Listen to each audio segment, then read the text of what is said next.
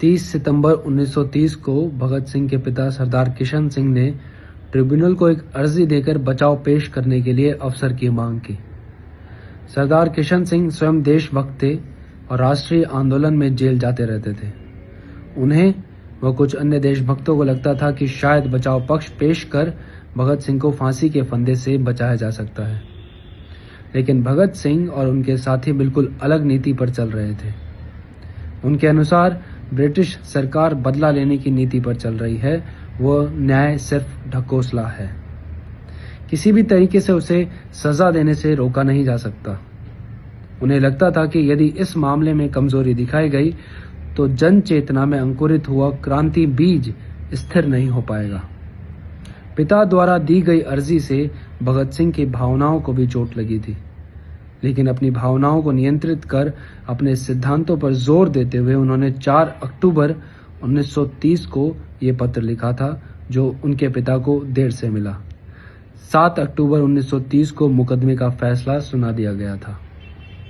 वो पत्र कुछ इस प्रकार था। 4 अक्टूबर 1930। पूज्य पिताजी, मुझे ये जानकर हैरानी हुई कि आपने मेरे बचाव पक्ष के लिए स्पेशल ट्रिब्यूनल को एक आवेदन भेजा है। यह खबर इतनी यातनामय थी कि मैं इसे खामोशी से बर्दाश्त नहीं कर सका। इस खबर ने मेरे भीतर की शांति भंग कर उथल पुथल मचा दी है। मैं ये नहीं समझ सकता कि वर्तमान स्थितियों में और इस मामले पर आप किस तरह का आवेदन दे सकते हैं। आपका पुत्र होने के नाते मैं आपकी पैतृक भावनाओं और इच्छाओं का पूरा सम्मान करता हूँ, लेकिन इसके बावजूद मैं समझता हूँ कि आपको मेरे साथ सलाह मशविरा किए बिना ऐसे आवेदन देने का कोई अधिकार नहीं था। आप जानते थे कि राजनीतिक क्षेत्र में मेरे विचार आपसे काफी अलग हैं।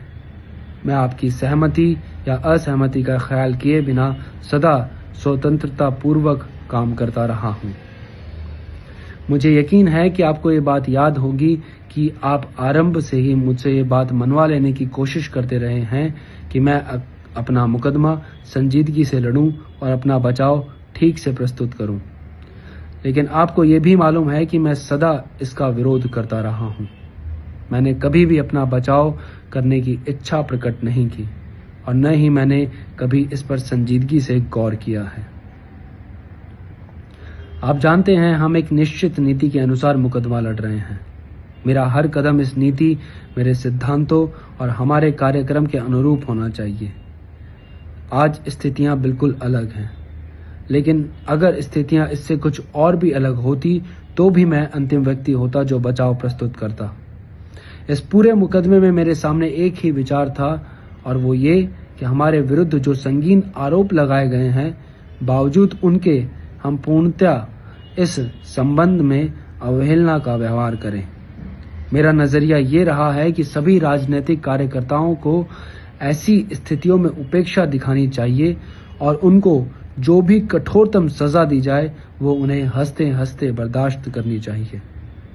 इस पूरे मुकदमे के दौरान हमारी योजना इसी सिद्धांत के अनुरूप चल रही है। हम ऐसा करने में सफल हुए या नहीं, ये फैसला करना मेरा काम नहीं। हम खुदगर्जी को त्याग कर अपना काम कर रहे हैं।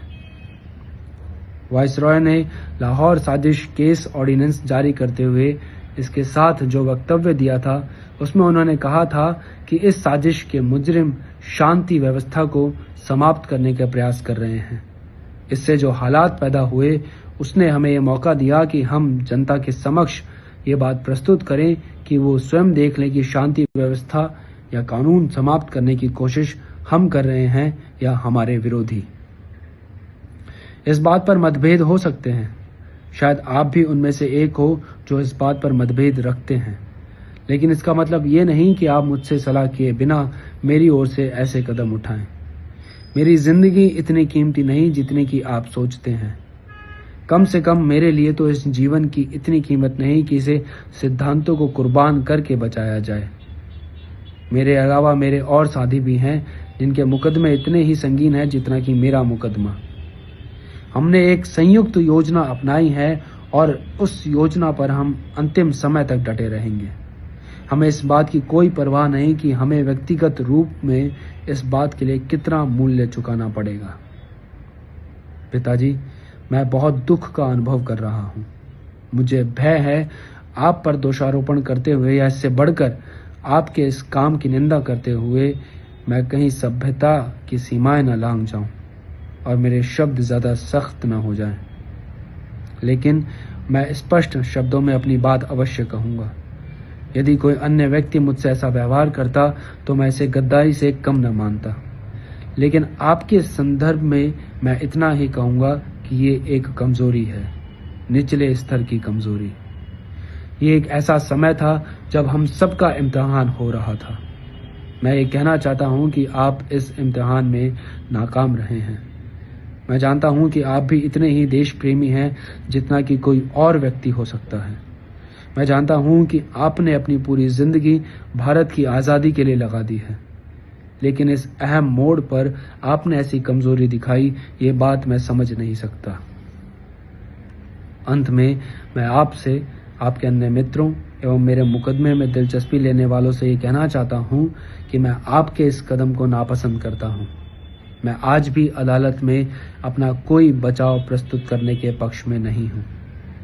अगर अदालत हमारे कुछ साथियों की ओर से स्पष्टीकरण आदि के लिए प्रस्तुत किए गए आवेदन को मंजूर कर लेती तो भी मैं कोई स्पष्टीकरण प्रस्तुत न करता।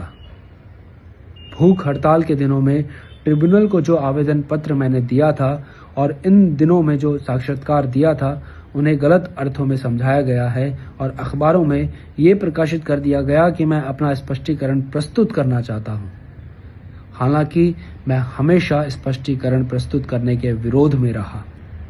आज भी मेरी वही मान्यता है जो उस समय थी। जेल में बंद मेरे साथी इस बात को मेरी ओर से गद्दारी और विश्वासघात ही समझ रहे होंगे।